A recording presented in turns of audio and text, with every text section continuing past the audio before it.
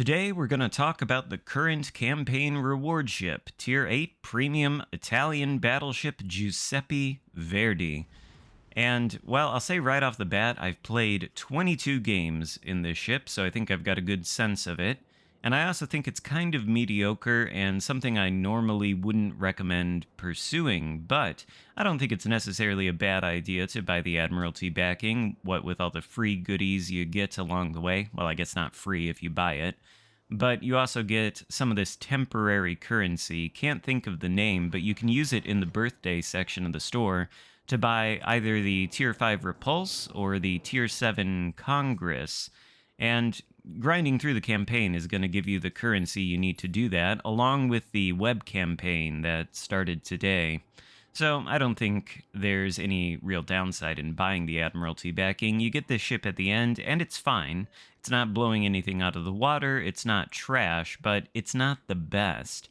We'll run down the stats. We'll probably compare it to the tech tree counterpart at the tier, the Lepanto, and I'll tell you why I think it's sort of mediocre as we go along. To begin with, the Giuseppe Verdi has 69,100 hit points, which is kind of low for Tier 8 battleships. In comparison, the Lepanto has about 73,000, so you've got a little bit less HP than your tech tree counterpart, but at the same time, much like the Lepanto, the Giuseppe Verdi is really, really well armored. The Italian battleships and the Russian battleships sort of have a similar armor philosophy, and this particular vessel is no exception to that philosophy.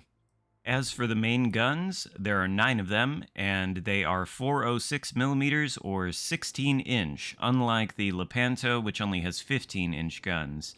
The base range, though, on the Giuseppe Verdi's main battery is very tragic, honestly, at 16.4 kilometers, which feels quite lacking at Tier 8. The reload time, though, is 29.5 seconds, and like the other Italian battleships, they've got a pretty snappy turret traverse of 36. But now you might have noticed the gimmick on the Giuseppe Verdi, which is the 9-kilometer, 35-second radar. We've used it to discover Le Fantasque over here. We've got the SAP secondary shooting after him with the consumable active, and we only get 2 hits on the guy.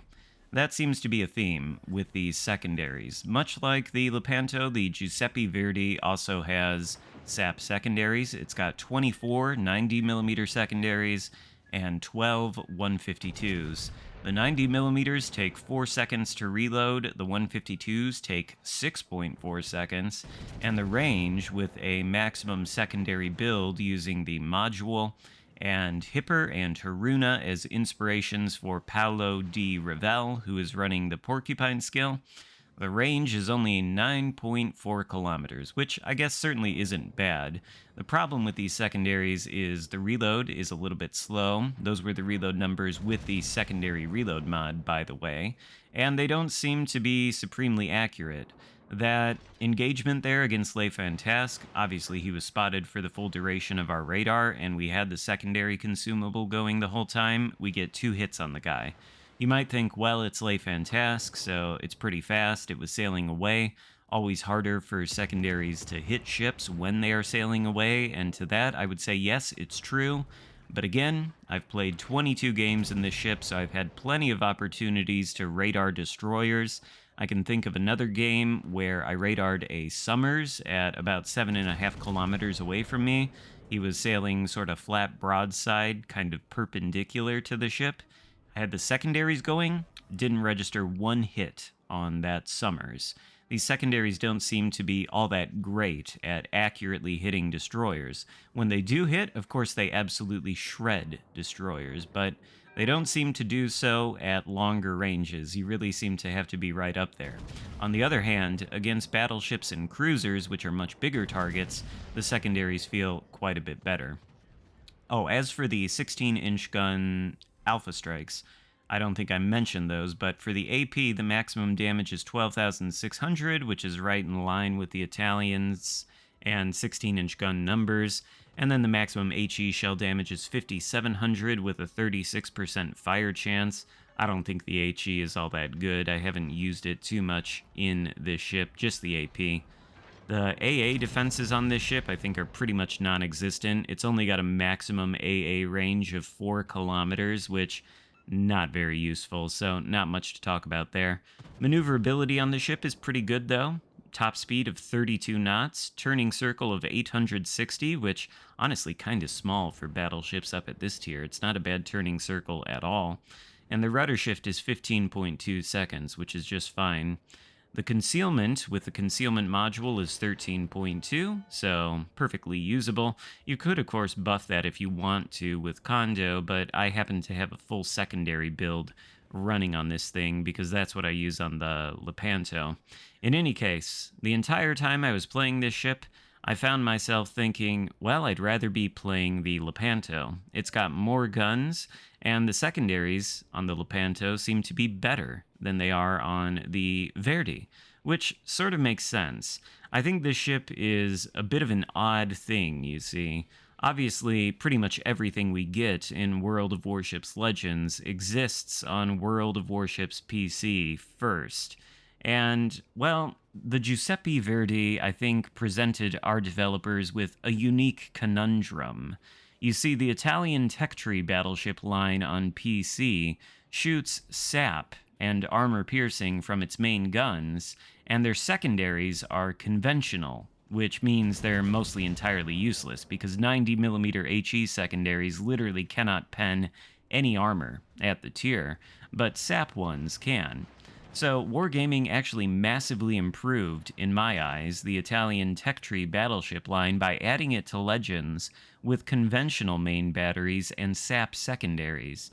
That is a huge improvement, I think, but it presents a problem for a ship like the Giuseppe Verdi because the gimmick for this ship on PC is that it has conventional guns and sap secondaries, unlike the PC's Italian tech tree line. So, what do you do if you're going to bring it to World of Warships Legends with sap secondaries and conventional main guns when the entire tech tree line already has that same gimmick? Well, it seems Wargaming's solution was to offer it a choice between radar and sonar consumables in the third consumable slot. Obviously, I went with radar rather than sonar because there's plenty of battleships that have sonar, and only counting this one, 3 that have radar.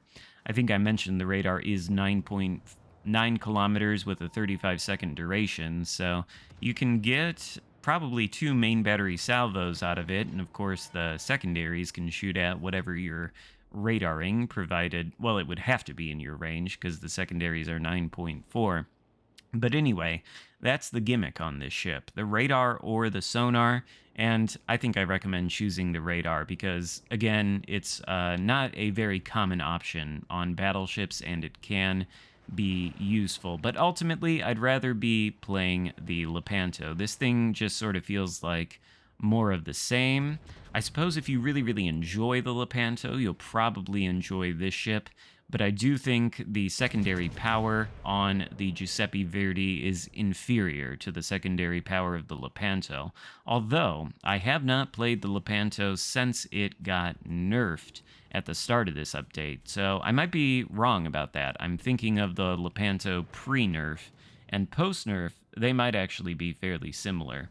So, certainly not a bad ship to pursue, I don't think, but it's not going to be blowing anything out of the water, and there are other things I would rather play than the Giuseppe Verdi. Also, I should mention this, even though it is an Italian battleship, meaning it has fantastic armor and can push in and tank an awful lot, which you're going to see as we continue out of this Thunderdome and into the center of this map. Even though it has all this armor and tanky ability, it suffers from the unique design problem that you can find on the Italian battleships and a lot of the Russian ones. The rear turret, you can see it sits above the stern section of the deck, and those sections, the midsection of the ship and the stern, are separated in height. There's sort of one of those step things going on at the back of the ship. You can see it clearly right here. That surface is flat. It's a shell-catching surface, meaning if you are in a situation where you need to kite away and people are shooting at your stern, it's likely that little step thing is going to catch and arm a ton of battleship shells. I've had it happen to me. It's basically like this thing has three broadsides, one on the port, one on the starboard, and one on the stern. Makes kiting away from the threat not necessarily viable all the time, and sometimes you need to kite. I mean, you saw earlier in this battle, as we were approaching the Alpha flank, we ran into that Fantask, that Bismarck, and that Plymouth, and we didn't elect to push straight into them because I think that would have lost us most of our HP between the threat of torpedoes from both the Plymouth and the Fantask, not to mention the Plymouth's crazy AP and the Bismarck's secondaries and main guns. We had to turn around and then swing back in when the situation was a little bit looser and we could get some stuff done. You really do have to do that a lot in battleships. It is a skill to be able to recognize when is the time to push and when is the time to kite away and come back. And the Giuseppe Verdi, with its shell-catching step on the back, makes kiting away in order to come back later a little bit more difficult. But it is very tanky. You can see we're at about half HP here. We've got almost a full health Atlantico and a gas can behind him. We're going to just push straight into both of them. And, well, actually, they're not really going to shoot back at us, weirdly enough. So maybe this isn't the greatest example of tanking, but I think the ship is fine. I think if you buy the Admiralty backing, you're probably buying it, though, for all the other goodies and not this thing, because it's just more of the same. And, well, I mean, I'll leave it up to you. I know there's a lot of people out there who really, really love the Italian battleships, and based on what you see in this game, hopefully that makes you, or helps you make your decision on whether you want to pursue this ship. In any case, we're pushing into the Atlantico right now. We're taking the Giuseppe Verdi into a situation where it really, really shines, which is brawling. And of course, the guns are no joke at these kind of close ranges. They are woefully inaccurate at longer ranges, but at short range, well, it's kind of hard to miss. So we take down the Atlantico for actually our first kill, and we're all wrapped up in this game, essentially. It's just the Gascon left, and then we've got a destroyer and the aircraft carrier. The destroyer is all the way down at the south of the map. He's just sunk our CV, which is honestly the reason I think the enemy team lost this game is because A, Le Fantasque got spotted early on and taken down, and B, the other enemy destroyer didn't really bother with trying to take the caps. Instead, he went CV hunting, and as a result, my team was able to secure most of the objectives. So that's essentially how we won here. The enemy team's destroyers weren't really playing for the win, I don't think. So now we're in the position we are.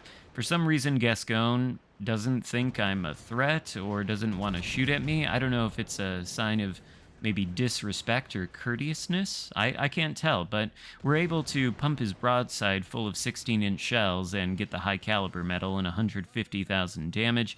He gets taken out by a torpedo as we move past him. Sap secondaries are working. They can penetrate his armor pretty much everywhere, but he was a little bit angled, so we had to wait until they could sort of pen a more flat surface, and we get the close quarters expert on the Gascon. That just leaves the Kaga, and at this point, the Kaga is a damage pinata for us to farm damage in the final minute of this game. So, I suppose, final verdict on the Giuseppe Verdi. It's kind of mediocre. It's fine.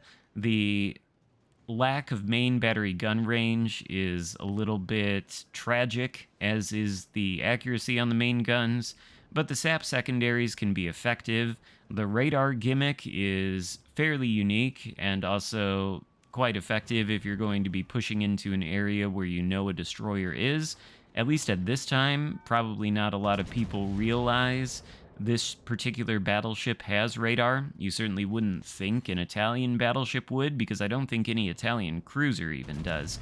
But this thing does, so it's kind of fun because I think a lot of DDs are caught off guard by it. But by the time most people get this ship near the end of the update, probably people will be wiser, and the radar won't quite be as valuable as maybe it is now. But it is, of course, radar, so it's always going to be valuable to some degree. I don't know. I'm kind of wishy-washy on this ship, if you can't really tell. I don't think it's terrible or anything, but it's not super enjoyable for me to play. I tend to not really like the Italian battleships all that much generally. I know that's basically a sin. Get out your pitchforks in the comments section, but this thing's okay. Hope you enjoyed the video. If so, give it a thumbs up, consider subscribing if you haven't already, and I'll see you next time. Goodbye.